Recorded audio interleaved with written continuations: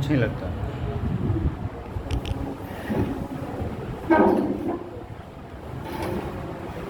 तो कल जो हमने ट्री डायग्राम देखे थे उसकी प्रैक्टिस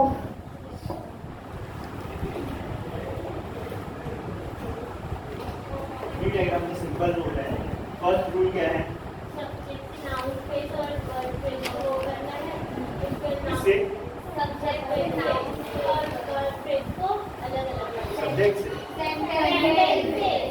सेंटेंस सेंटेंस को कैसे रिप्रेजेंट करना है? N B plus B. Sentence is equal to N B plus B B. बस इसको याद रखिए।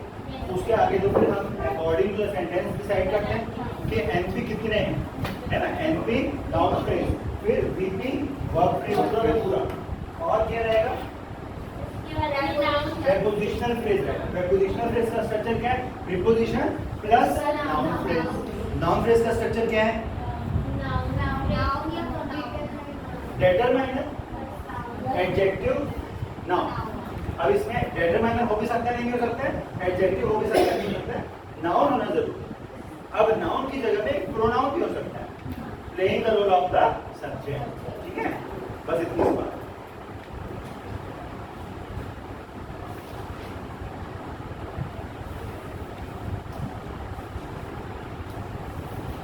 ये पार्ट है आपका transformational generative grammar, TG grammar बोलते हैं। ठीक है, सब वन बाय वन करेंगे। Sentence NP plus VP. आप ऐसा कर सकते हैं कि पहले रूल लिख दीजिए फिर बना लीजिए। आप ऐसा भी कर सकते हैं कि पहले ट्री डायग्राम बना लीजिए फिर रूल लिख दीजिए। ठीक है, पहला सेंटेंस पढ़ेंगे। Amit is playing in the garden. Amit Is is playing in the garden. in the garden।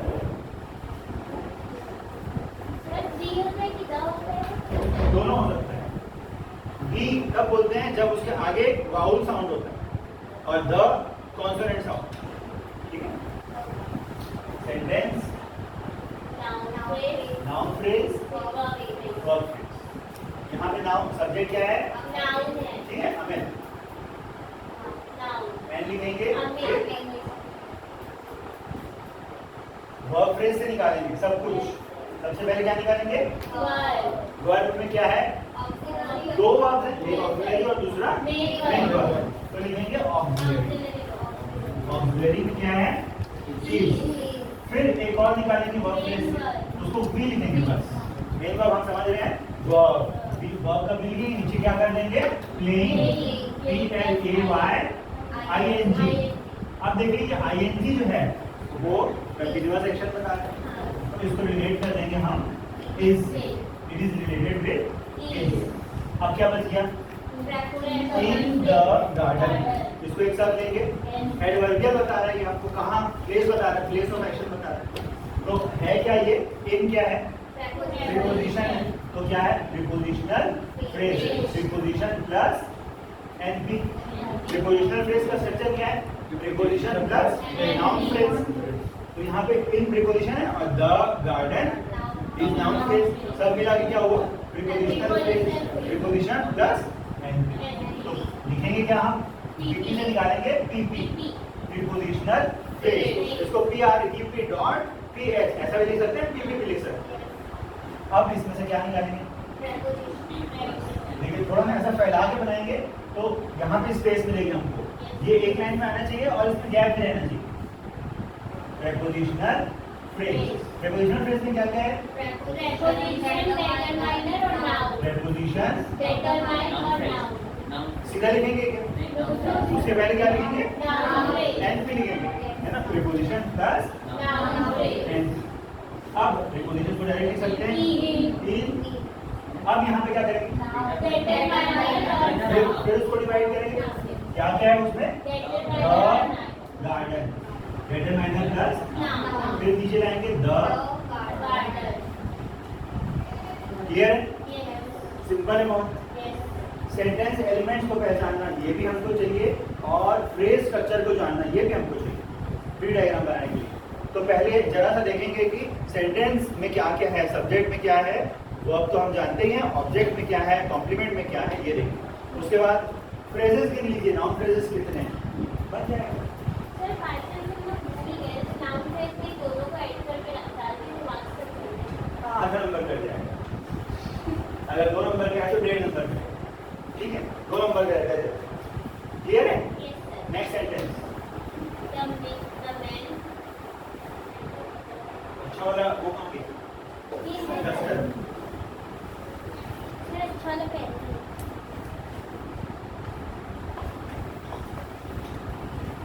It dubs quickly and the old one dubs slowly. बोलो sentence. The man who lives near my house lives near my house is a is a famous actor. famous actor. लंबा sentence है, कैसा sentence है? Is it a simple sentence? It is a complex sentence. ठीक है, complex sentence का tree diagram भी थोड़ा complex है. सब्जेक्ट क्या है? The man. और उसके बाद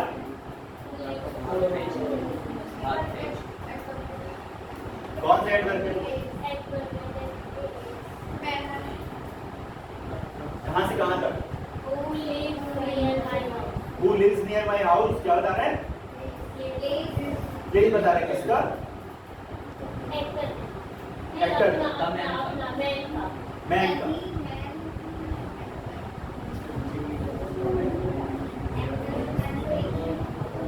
सब्जेक्ट नहीं बन रहा है, आगे बढ़िए.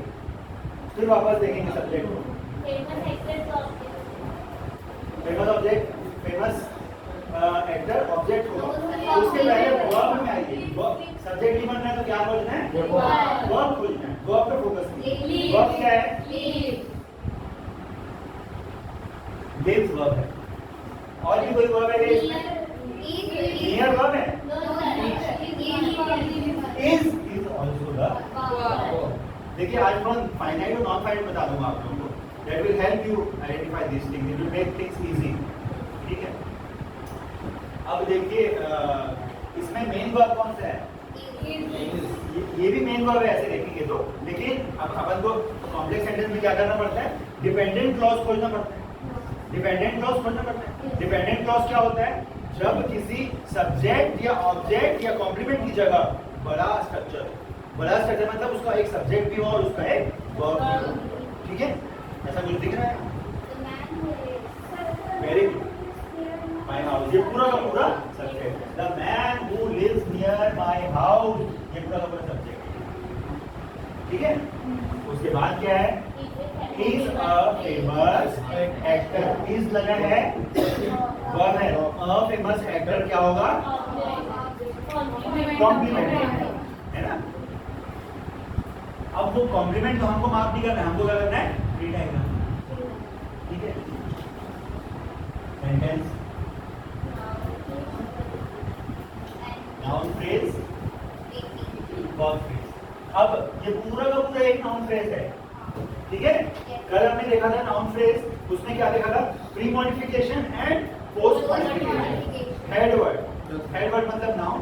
प्री मॉडिफिकेशन मतलब उसके पहले अगर उसके बारे में कुछ कहा गया है, that is pre modification. A good boy. ठीक है. In the garden. तो गुड बॉय के पहले लगा है तो गुड क्या है? प्री मॉडिफायर जो कि एक एडजेक्टिव है. और पोस्ट मॉडिफिकेशन उसके बाद, नाउन के बाद इन द गार्डन, वो उसके बारे में बता रहा है ना. Post modification. तो यहाँ पे देखिए द मैन. द एनपी में एक और है. द मैन को एक साथ लेंगे. ठीक है. डेटरमाइनर प्लस द मैन. अब who lives near my house?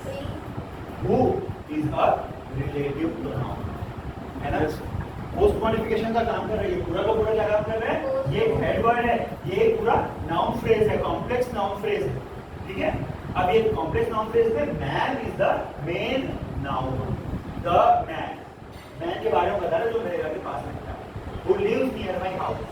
ठीक है.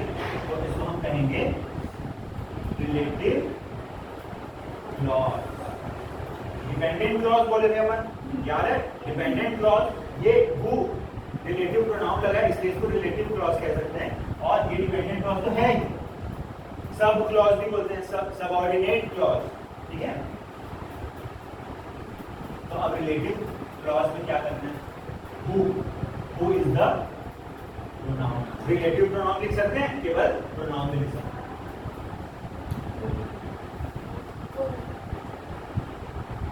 उसके बाद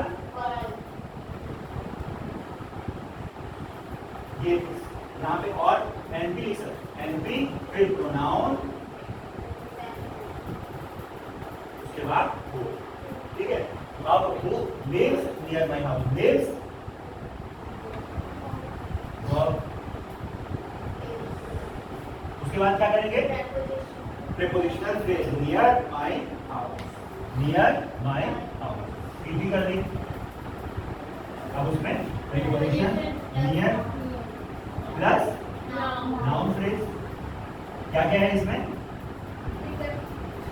माई हाउस, माई हाउस डिटरमाइनर ही है, माई जो है वो डिटरमाइनर ही है। डिटरमाइनर बहुत सारे होते हैं, ये possessive determiner, my house, our class, ठीक है। ये यहाँ पे क्या लिखेंगे, डिटरमाइनर एंड माई। अब ये बीपी, ये पूरा का पूरा क्या था, केवल एनपी है, मतलब सब्जेक्ट है, सब्जेक्ट को एक साथ कर दिए। अब वो कॉम्प्लेक्स सब्जेक्ट था तो उसमें हमने रिलेटिव क्लॉज निकाला, रिलेटिव क्लॉज में से फिर सब्जेक्ट एनपी और बीपी निकाला, फिर उसमें जो है जैसा अपन ने लिखा। अब मेन क्लॉज का वर्ब फ्रेज, उसमें क्या क्या है, वर्ब है और कुछ नहीं है, इज, उसके बाद डिटरमाइनर बोलेंगे, क्या बोलेंगे, नाउन फ्रेज। नाउन फ्रेज में क्या क्या है, डिटरमाइनर, एडजेक्टिव। देखिए इसमें तीन चीजें हैं।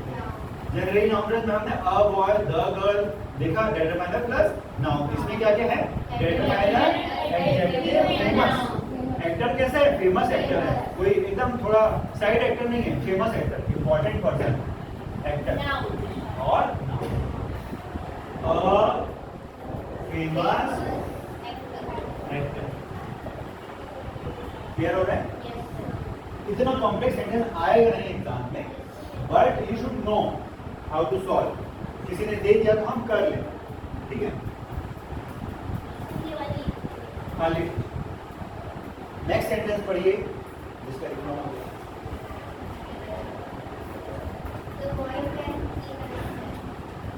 फिर से बोलिए, जोर से बोलिए, The boy can kill us. the boy can kill या kill, kill, okay, the boy can kill us, हो गया।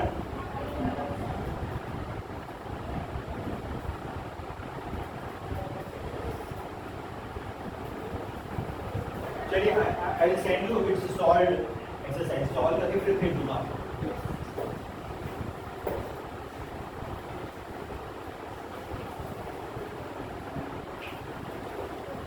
Next example is the boy can Kill a snake. kill a snake. Snake. Sentence, noun phrase and verb phrase. Noun phrase में क्या है, the boy, the plus and the boy. verb phrase में क्या क्या है, सबसे पहले क्या है, can है, फिर kill है, दोनों verb है। can कैसा verb है, auxiliary verb। और क्या बोलते हैं उसको, helping verb। और क्या बोलते हैं, वेरी गुड, modal verb क्या आएंगे, auxiliary verb can। उसी में से फिर क्या निकलेगा, verb kill, फिर क्या निकलेगा, इसमें क्या क्या है,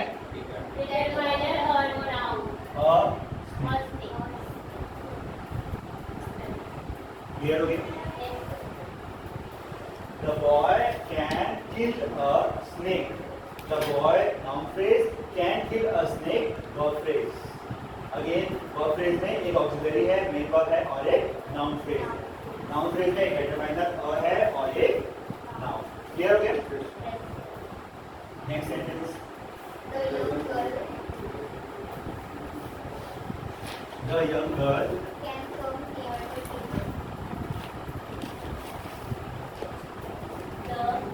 the young young girl can come can come near the table.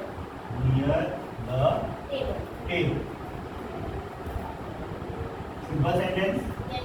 Subject क्या है? The young girl. The young girl. पूरा का पूरा Subject. Can come near the table. Object. Adverb. Sentence पहले क्या होगा? NP plus VT. एनपी में क्या है? डिटरमाइनर द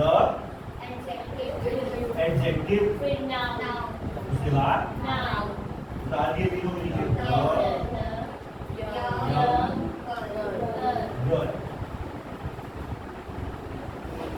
अब देखिए वर्ब फ्रेज में क्या क्या है? ऑक्सिलरी वर्ब है कैन, उसके बाद वर्ब है कम, उसके बाद क्या है?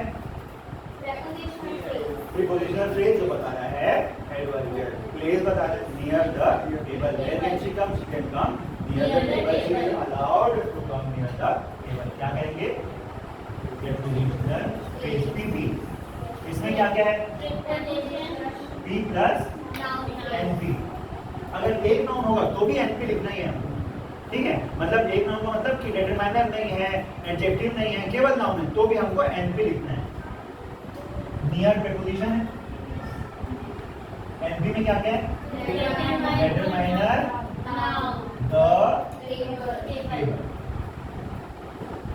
क्लियर है? इजी है।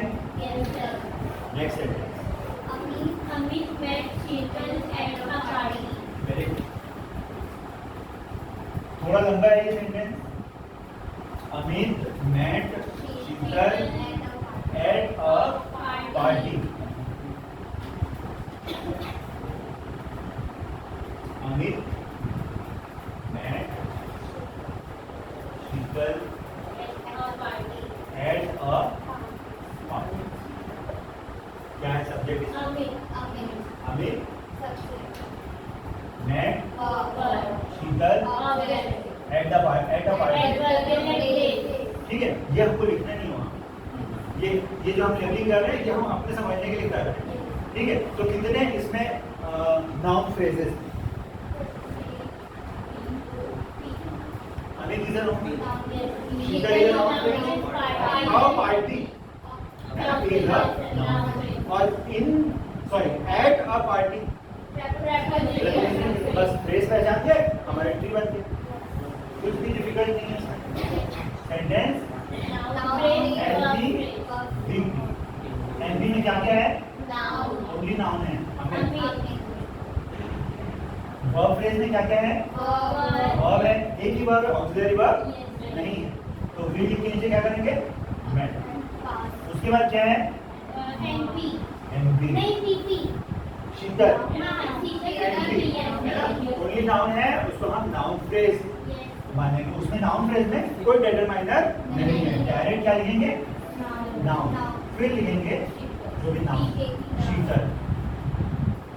अब देखिए क्या एट अ पार्टी क्या है? PP prepositional phrase. इसमें क्या क्या है? ऐसा बोलेंगे क्या? प्रीपोजिशन प्लस अब इसमें आगे बढ़ेंगे। प्रीपोजिशन तो पहले बता दिए। एट नाउन फ्रेज में क्या है? A party. अ क्या है? डिटरमाइनर। पार्टी क्या है?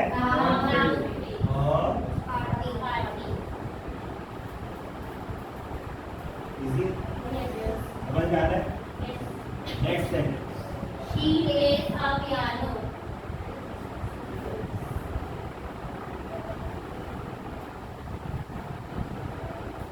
Actually, she plays a piano. शायद और ही है।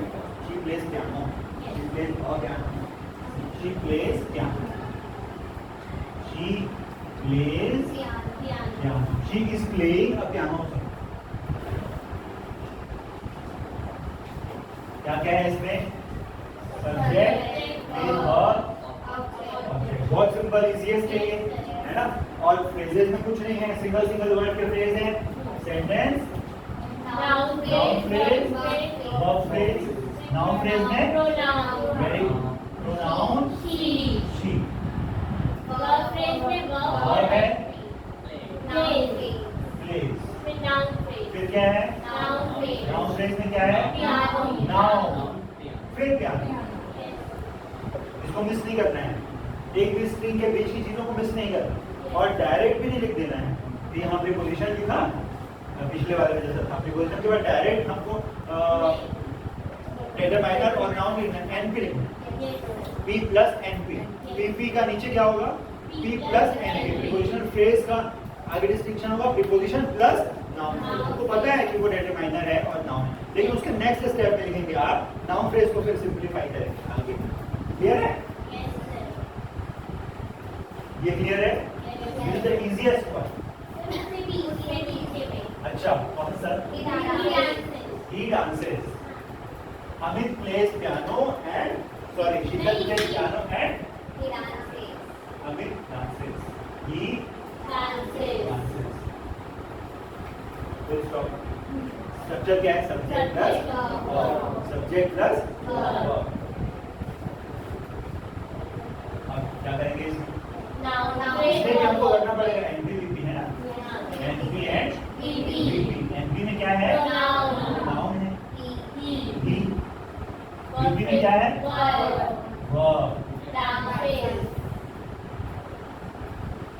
ये सबसे इजी है शायद, है ना? Next, Alka gives Pankaj a book every week.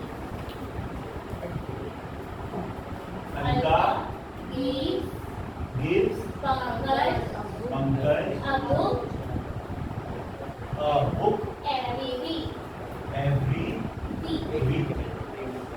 This is a longer sentence। इसमें क्या करेंगे? पहले नाउन फ्रेजेस खोल लेंगे। कितने नाउन फ्रेजेस हैं? Alka, Pankaj, book, बुक को अकेले लेंगे, अब और एवरी वीक। ठीक है? Sentence noun phrase and verb phrase. Noun phrase में क्या है? नाउन है। नाउन क्या है? अलका। वर्ब फ्रेज में क्या है? सबसे पहले वर्ब है गिव्स। अब क्या है? This is a noun phrase. NP लिखेंगे पहले, उसके बाद लिखेंगे एन। नाउन फ्रेज में क्या क्या है? ओनली नाउन है। एनपी भी लिखना है, एन भी लिखना है, उसके बाद जो है नाउन को नीचे लाओ, पंकज। उसके बाद क्या है? एक और नाउन फ्रेज। ठीक है? First noun phrase, second noun phrase and third noun phrase. Third noun phrase में क्या क्या है? डिटरमाइनर एंड क्या है? A book. अब ये एडवर्ब बता रहा है, लेकिन वो भी एक नाउन फ्रेज है। तो कहां से निकालेंगे? वीपी से निकालेंगे। वीपी से एक और नाउन फ्रेज निकालेंगे। इसमें क्या क्या है? डिटरमाइनर एंड एवरी भी एक प्रकार का determiner. Some, few, little, 1, 2, 3, 4, first, second, third, fourth, this, that, these, those, ये सभी डिटरमाइनर। और एंड द, एवरी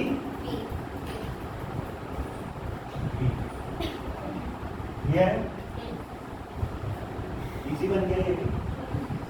हमको केवल फ्रेजेस पे फोकस करना है कि कितने phrases. Next sentence, Pankaj reads the book carefully.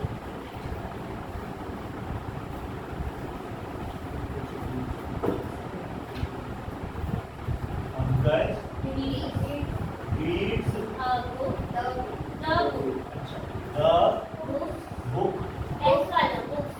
Books हाँ, carefully. केयरफुल। देखिए यहाँ पे द क्यों लगा हुआ है? क्योंकि book है. क्योंकि अभी बात हुई पिछले सेंटेंस में कि वो बुक्स जो अलका ने दी हैं। Pankaj reads the books. ठीक है? एनपी प्लस बीपी, ये तो फर्स्ट स्टेप सब में कॉमन रहेगा। अब हमको देखना है एनपी में क्या है? नाउन है। पंकज बीपी में क्या है? वर्ब है सबसे पहले रीड्स। उसके बाद क्या है? Noun phrase. नाउन फ्रेज है। नाउन फ्रेज में क्या क्या है? Determiner और noun. डिटरमाइनर और Noun and verb. क्या है determiner? The. Reads the books. Adverb carefully क्या है?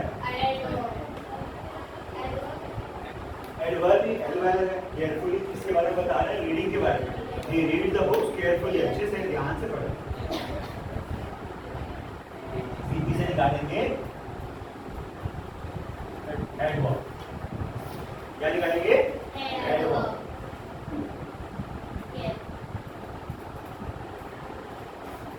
ये एक नया एलिमेंट है। एडवर्ब अगर अकेला है तो उसको एडवर्ब लिख के नीचे उतार देंगे। एडजेक्टिव में क्या होता है कि एडजेक्टिव हमेशा नाउन फ्रेज का पार्ट होता है, ठीक है।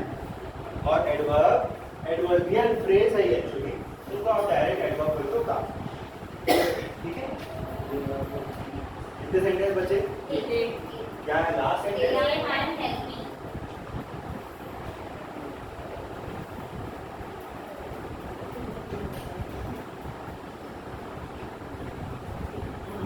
What is the sentence? They are happy. They are happy. ये भी इजी है बहुत। क्या क्या है sentence elements? They subject, are verb, happy। Sentence elements में सब्जेक्ट ऑब्जेक्ट। सेंटेंस एलिमेंट्स की बात कर रहे हैं, यहाँ लिखना नहीं है, फिर भी हम अपनी समझने के लिए बात करते हैं, ठीक है। Subject verb complement, subject complement. और फ्रेज के बारे में बात करेंगे तो सेंटेंस में NP, noun phrase and a verb phrase. Noun phrase में क्या है? प्रोनाउन है दे। वर्ब फ्रेज में क्या है? पहले आर वर्ब है, उसके बाद हैप्पी क्या है? यहाँ पर नाउन फ्रेज का काम, ठीक है। यहाँ पे क्या कर रहा है? नाउन फ्रेज का काम। अब हैप्पी एडजेक्टिव को भी हम नाउन फ्रेज का पार्ट, नाउन फ्रेज के अंदर लेंगे, ठीक है। अब एक एक्सरसाइज है जो हमको बताती है कि उसमें से कुछ वर्ड्स हैं अंडरलाइन किए हुए या शायद at the end of the sentence, उसको पहचानना है कि वो एडजेक्टिव है या एडवर्ब है। बहुत मजेदार एक्सरसाइज है और उसको कर लेंगे तो ये हमारा कॉन्सेप्ट और पक्का हो जाएगा। एडजेक्टिव और एडवर्ब में कभी कभी कंफ्यूजन कि एडवर्ब है या एडजेक्टिव। कई बार ऐसा होता है कि एल वाई लगा हुआ है लेकिन वो एडवर्ब नहीं है ना, एल वाई लगा है लेकिन फिर भी वो एडवर्ब ऐसा हो, ठीक है। तो ये क्लियर है?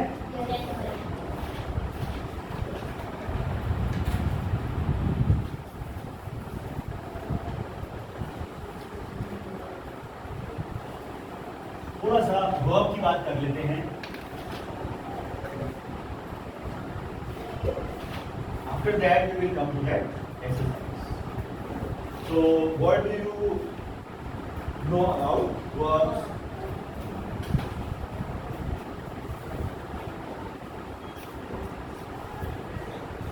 Basically verbs are of two types. कौन से? Auxiliary verbs and main verbs, ठीक है। मेन वर्ब्स को हम लेक्सिकल वर्ब्स में बोलते हैं। लेक्सिकल मतलब क्या होता है? लेक्सिकॉन का मतलब होता है इन्वेंटरी। इन्वेंटरी समझते हैं? लिस्ट। तो वर्ड्स की लिस्ट क्या होती है? डिक्शनरी, है ना? Very good. मतलब डिक्शनरी में वर्ड्स मिलते हैं, मतलब ऐड होते रहते हैं। देखिए पार्ट्स ऑफ स्पीच जो हमने पढ़ा है उसमें से कुछ पार्ट्स ऑफ स्पीच ऐसे हैं जो क्लोज्ड सिस्टम आइटम्स हैं और कुछ पार्ट्स ऑफ स्पीच ऐसे हैं जो ओपन सिस्टम आइटम्स हैं। अब ये क्लोज्ड और ओपन का मतलब क्या होता है? जैसे कि नाउन है ना, noun is part of open system item. Verbs में क्लोज भी हैं और ओपन भी हैं। Auxiliary verbs close system item. Close system item का मतलब है जिसका नंबर लिमिटेड है, जिनकी आप लिस्ट बना सकते हैं। और ओपन सिस्टम आइटम का मतलब है कि उसकी आप लिस्ट नहीं बना सकते, कंप्लीट लिस्ट नहीं बना सकते, उसमें ऐड होते रहते हैं, नए नए वर्ड्स ऐड होते रहते हैं। जैसे कि आज से बहुत साल पहले कंप्यूटर जब नहीं रहा होगा तो कंप्यूटर वर्ड भी नहीं, उससे रिलेटेड वर्ब्स भी नहीं थे, नाउन भी नहीं था और वर्ब्स भी नहीं थे। जब कंप्यूटर आया तो कंप्यूटर नाउन में ऐड हुआ, है ना। लेकिन is, am, are, was, were, do, does, did, has, have, had, ये जो ऑक्सिलरी वर्ब्स उसकी लिस्ट पक्की है, मतलब उसकी कंप्लीट लिस्ट आप बना, जिसे लोग कहते हैं क्लोज सिस्टम है। और नाउन और एडजेक्टिव और वर्ब्स, मेन वर्ब्स, इनको हम कहते हैं ओपन सिस्टम है, उसी को कहते हैं लेक्सिकल, इसलिए उसको कहते हैं लेक्सिकल वर्ब्स, ठीक है। मेन वर्ब्स को हम लेक्सिकल वर्ब्स कहते हैं, ठीक है। अब ऑक्सिलरी वर्ब्स दो प्रकार के, primary auxiliary verbs and secondary auxiliary verbs. Primary auxiliary verbs में डू होता है, हैव होता है और बी होता है। डू, हैव एंड बी, ये तीनों कहलाते हैं प्राइमरी ऑक्सिलरी वर्ब्स। और जो सेकेंडरी ऑक्सिलरी है वो कहलाते हैं मोडल्स या मोडल वर्ब्स बोलते हैं, और modals can, could, shall, should, may, might, need, ought to, ये सारे यूज्ड टू, ये सारे क्या कहलाते हैं मोडल्स। अब मेन वर्ब जैसे कि प्ले, डांस, सिंग, रीड, राइट, होते हैं ना। अब देखिए ये मेन वर्ब्स हैं और ये ऑक्सिलरी वर्ब्स हैं, लेकिन ऑक्सिलरी में से जो प्राइमरी ऑक्सिलरी वर्ब्स हैं, डू के तीन फॉर्म होते हैं, do, does, did. Do, does present और डिड उसका पास्ट। वैसे ही हैव, हैड और हैड उसी का पास्ट। बी में क्या क्या होता है, is, am, are present form, और इसी के पास क्या हो गया वॉज एंड, ठीक है। अब ये जो तीन ऑक्सिलरी प्राइमरी ऑक्सिलरीज हैं, ये ऑक्सिलरी वर्ब्स हैं, ये हेल्पिंग वर्ब्स बोलते हैं। क्या बोलते हैं, हेल्पिंग वर्ब्स हैं, जिसमें मेन वर्ब की जब हेल्प करते हैं, लेकिन यही जो है मेन वर्ब का काम भी करते हैं। जब ये अकेले हैं तो वो मेन वर्ब का काम, ठीक है। She is playing a guitar, she is playing a guitar, is और playing, तो इसमें is जो है वो helping verb और playing main verb। she is a guitarist, उसमें अकेला है ना। auxiliary verb जो है जब अकेला रहता है तब वो main verb का काम है, ठीक है। वैसा ही has, have, had में भी होगा। I have completed the first unit, for example। have completed में have जो है वो help कर रहे हैं, helping verb। I have 2 pens, है ना। have मतलब possess, I possess 2 pens। तो आप इस तरह देखेंगे कि ये सारे जो हैं वो ऑक्सिलरी वर्ब का भी काम करते हैं और मेन वर्ब का भी कर सकते हैं। इसको डबल रोल कह सकते हैं, ये लोग डबल रोल प्ले करते हैं, ठीक है। और मोडल वर्ब्स हमने स्कूल में पढ़ा था कि ये पॉसिबिलिटी बताते हैं और रेयर पॉसिबिलिटी बताते हैं, परमिशन के लिए इस्तेमाल होता है, कोई कंपलसरी एक्शन है, शुड और मस्ट, वो बताते हैं, है ना। अप्रोप्रिएट एक्शन है, क्या करना चाहिए, we should obey traffic rules, ठीक है। तो वो मॉडल्स की बात हो गई। और मेन वर्ब्स, और मेन वर्ब्स में जो तीन चीजें हैं वो देखनी है हमको, कि कुछ रेगुलर विद मेन वर्ब्स होते हैं और कुछ इररेगुलर मेन वर्ब्स। तो रेगुलर वो होते हैं जिनमें आप ईडी लगा के उसका सेकंड और थर्ड फॉर्म बनाते हैं, ठीक है। प्ले, प्लेड और थर्ड फॉर्म भी प्लेड होता है। इररेगुलर होते हैं जैसे drink, drank, drunk. Drink, drank ED नहीं लगा, आई की जगह ए हो गया, और थर्ड फॉर्म में क्या हो गया, यू हो गया। सिंग, सैंग, सम, है ना, इररेगुलर कहलाता है। और एक इररेगुलर होता है जिसमें कोई चेंज ही नहीं, cut, cut, cut, put, put, put, है ना। कट का सेकंड फॉर्म भी कट होता है, थर्ड फॉर्म पुट का भी वैसा। Shut, shut, shut, shutted the door, shut the, ठीक है। और एस और ईएस लगता है, ये भी आपको पता है, और आईएनजी लगता है मेन वर्ब, ठीक है। प्ले, प्लेज, प्ले, प्लेइंग, सिंग, सिंग्स, सिंग, सिंगिंग, ठीक है। इतनी चीजें अब इसका एक कॉन्कॉर्ड होता है, जैसे सब्जेक्ट है, सब्जेक्ट के साथ वर्ब का एक कॉन्कॉर्ड होता है, मतलब अग्रीमेंट, सब्जेक्ट को अग्रीमेंट भी बोलते हैं। तो अग्रीमेंट में एक लाइन में अगर अग्रीमेंट को समझना है, कई बार ऐसा करते होता है कि इस सब्जेक्ट के साथ डू रहेगा कि डज रहेगा, हैज रहेगा कि हैव रहेगा, कभी कभी उसमें मिस्टेक होती है। तो प्लूरल के साथ सिंगुलर रहेगा, सिंगुलर के साथ प्लूरल, ठीक है। मतलब सब्जेक्ट जब सिंगुलर है तो वर्ब एस वाला रहेगा, ठीक है। डू और डज, डू में एस नहीं है, डज में एस है। She singular, does, we do, I, अब उसमें एक्सेप्शन है आई के साथ भी प्लूरल, ठीक है। और यू को हम प्लूरल में रखेंगे, यू प्ले, यू डू, उसको भी प्लूरल, ठीक है। इसको एक बार अलग से करेंगे हम, बट अभी खाली वर्ब्स पे फोकस। कॉन्कॉर्ड एक बार और बताओ अलग से।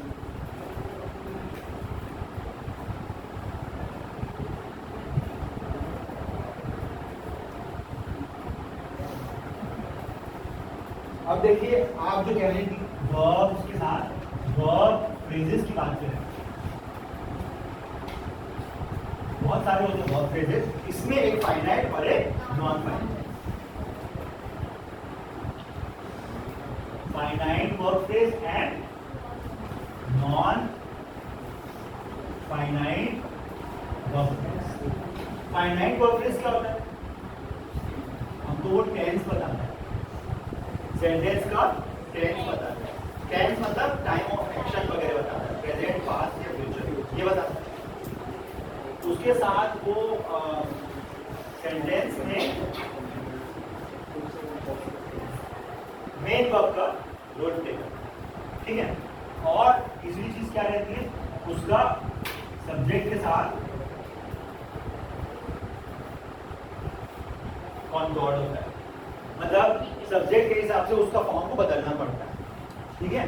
फाइनाइट वर्ब फ्रेज में और नॉन फाइनाइट में ये तीनों चीजें नहीं होती। नॉन फाइनाइट वर्ब फ्रेज जो है वो टेंस नहीं बताता, टेंस नहीं बताता, उसका कोई टेंस नहीं होता, सेंटेंस एलिमेंट्स का मेन पार्ट नहीं होता, मतलब वो सेंटेंस एलिमेंट में वर्ब की जगह नहीं रहता, ऑब्जेक्ट की जगह रहेगा या सब्जेक्ट की जगह रहेगा, ठीक है।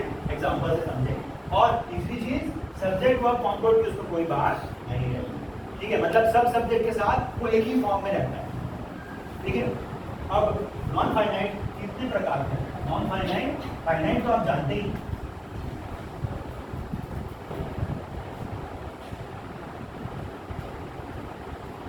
नॉन फाइनाइट वर्ब्स से बनता है, पीडी से बनता है और आईएनजी से बनता है, ठीक है।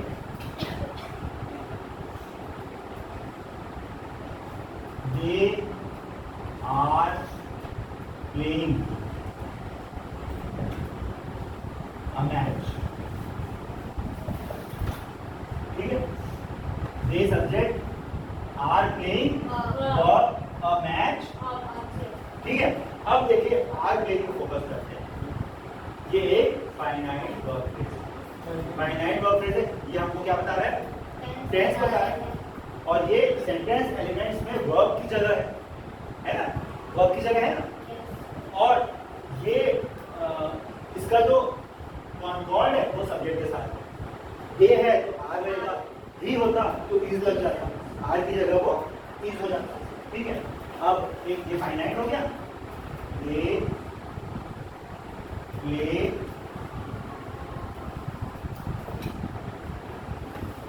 To win,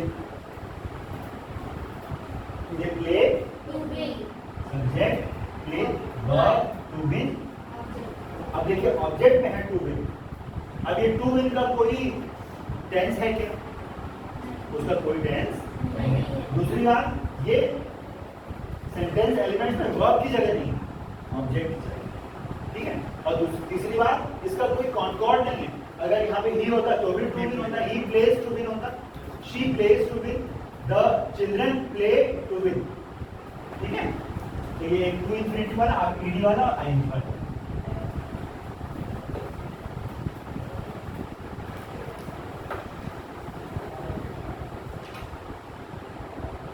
She is swimming the river. Subject बताइए। She verb is swimming. In the river, adverbial of place. अब वर्ब पे focus. She is swimming, tense बता रहा है, present continuous tense, she is swimming in the river, action verb है, main verb है, ठीक है। तो अब इसका हम नॉन फाइनाइट है, she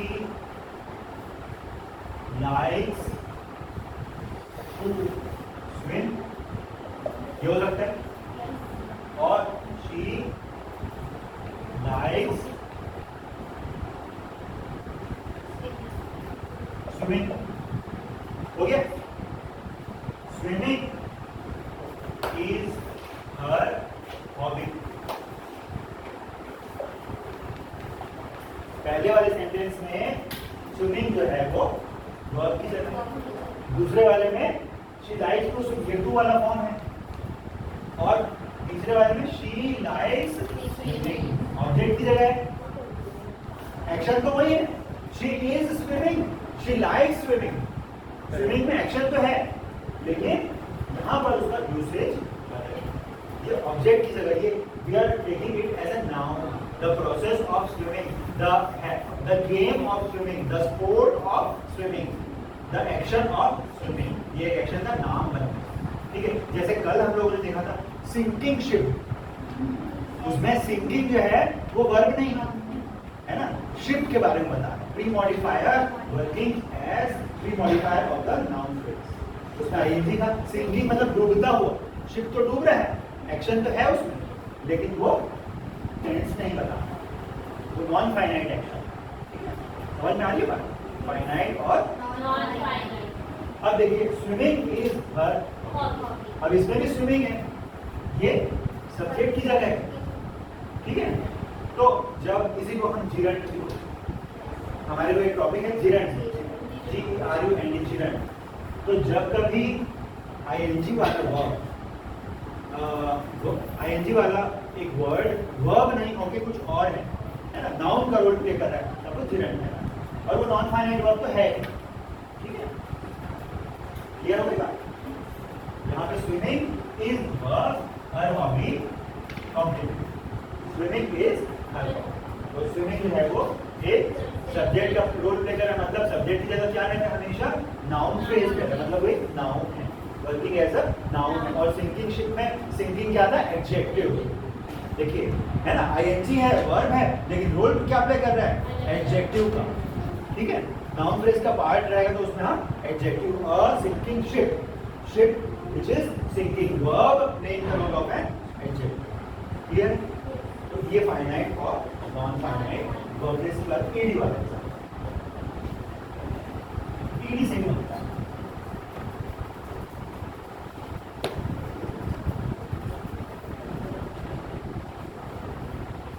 He was offended by her behavior. Subject He verb was was offended by her behavior. ठीक है।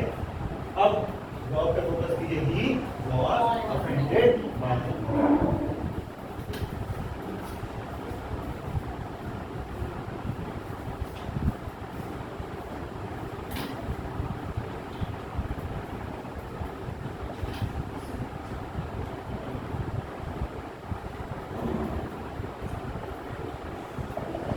Being offended, earlier we had earlier, he is now very cautious. Being offended earlier, ये क्या बता रहा है, adverbial. Being offended, इसमें ED है, main verb का काम कर रहा है, ईडी वाला फॉर्म, और यहाँ पे क्या काम कर रहा है, एडवर्बियल, एडवर्बियल का पार्ट है। Being offended है ना, having being offended ऐसा भी लिख सकते हैं, having पहले, क्योंकि उसने बुरा फील किया, offended मतलब क्या होता है कि किसी बात का बुरा मान जाना, मतलब बुरा लग जाना, ठीक है, कि किसी ने किसी के साथ he was offended by her behavior, she behaved in such a manner that he was offended, तो इसमें मेन वर्ब है offended, पर यहाँ पे क्या बोल रहा है कि एक बार ऑफेंडेड हो चुका था, ठीक है, सिंस ही वॉज ऑफेंडेड, इसका मतलब ऐसा है। तो यहाँ पर ये ऑफेंडेड जो वर्ड है वो हम है, ठीक है।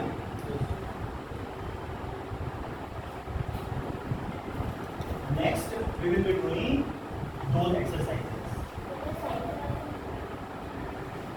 एडवर्ब और adjective.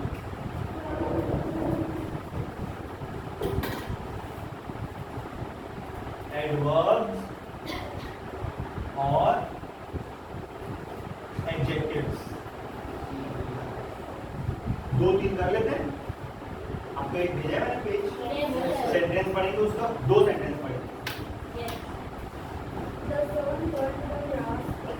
The sun burned the grass quickly. Next, It burned it burned the grass the grass black. Next, he drove he drove his his employees hard. PLOYEES है, Yes, sir. हाँ, Hard. hard. Next, He drove he drove some of them some of them mad. mad. Yes. इसमें लिखा होगा instructions में कि last word को बताएं। The last word of the sentence is to be identified whether it is an adjective or an Adverb. adjective। आप जानते हैं तो नाउन के बारे में बताएं, ठीक है। Good boy, intelligent boy, green curtain, cotton curtain, soft curtain, hard curtain, curtain is a noun, fan, black fan, white fan, fast fan, slow fan, है ना, ये सब समझ रहे हैं आप। नाउन के बारे में बताने वाला एडजेक्टिव और वर्ब के बारे में बताने वाला adverb. The fan is running slowly, the fan is running fast और फास्टली, ठीक है। The sun burned the grass quickly. Quickly किसके बारे में बता? Adverb. किसके बारे में बता रहा है? वर्ब के बारे में बता। एडवर्ब तो खुद है। Quickly किसके बारे में बता रहा है? Process of burning. The sun burned the grass quickly. जल्दी से ग्रास जो है वो खराब हो गई, पूरी जल गई। ये क्या है? एडवर्ब। ये किसके बारे में बता रहा है? बर्निंग के प्रोसेस के बारे में। It burned the grass black. Grass कैसी जली? इतनी काली हो गई, ब्लैक हो गई, इतनी ज्यादा जल गई कि वो ब्लैक हो गई। The sun burned the grass black. It turned black. ठीक है? He drove his employees hard. Hard कैसा? एडवर्ब होगा कि एडजेक्टिव होगा? किसके बारे में बात कर रहे हैं? किसके ज्यादा करीब है? He drove his employees hard. इसका मतलब क्या है? He is a hard task master. लोगों को टाइट करके रखा है, इसका मतलब ये है ना। तो drove मतलब उसको मैनेज करना, है ना, बहुत स्ट्रिक्ट है। एडवर्ब है ना कि एम्प्लॉइज हार्ड नहीं है, उसका करने काम करने का तरीका, उसको डील करने का, एम्प्लॉइज को डील करने का तरीका जो है वो, ठीक है। यहाँ पे एडजेक्टिव था, हार्ड यहाँ पे adverb. He drove some of them mad. Mad word कौन को करना है? क्या क्या क्या बता रहा है ये? वो इतने ज्यादा स्ट्रिक्ट हो गए कि एम्प्लॉयर के कुछ लोग पागल हो, है ना। तो देन के बारे में बता ये। तो हमको इसमें देखना है कि लास्ट वाला वर्ड जो है वो एक्शन के बारे में बात कर रहा है या नाउन के बारे में। अगर वो एक्शन के बारे में बात कर रहा है, वर्ब के बारे में बात कर रहा है, वर्ब के बारे में कुछ बता रहा है तो वो एडवर्ब है। और अगर वो नाउन के बारे में बात कर रहा है, नाउन के बारे में कुछ बता रहा है तो वो एडजेक्टिव है, ठीक है। Will continue this from